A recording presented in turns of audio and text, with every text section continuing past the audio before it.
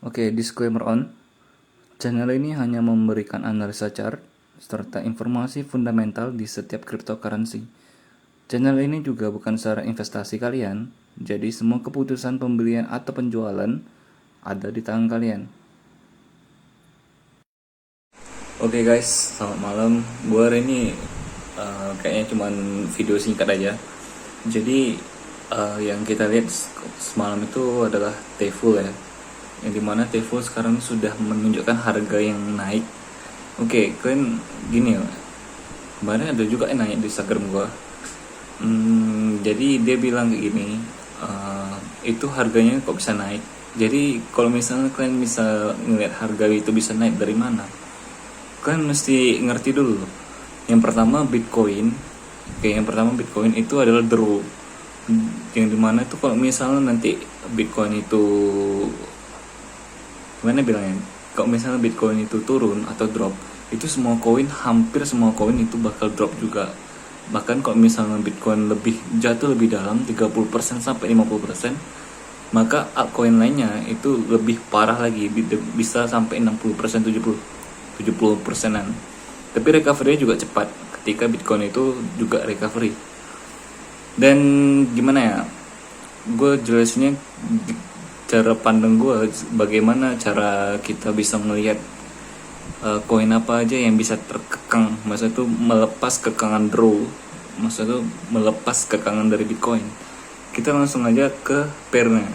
Pair itu kan ada misalnya Theta atau T-Full ya, T-Full per USDT, T-Full per BNB, T-Full per apa lagi, USDC, atau T-Full per Bitcoin. Jadi kalau misalnya kita ingin melihat kekangan yang bisa dilepas gitu, itu kalian hanya melihat apakah potensi per BTC-nya, per BTC itu naik ATH atau dia tuh ngebull gitu. Maksudnya itu candlenya tuh hijau ke atas.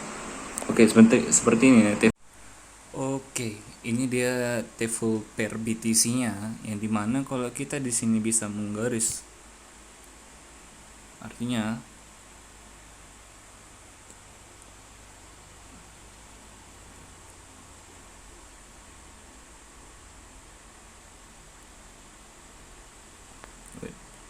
agak apa ya di HP.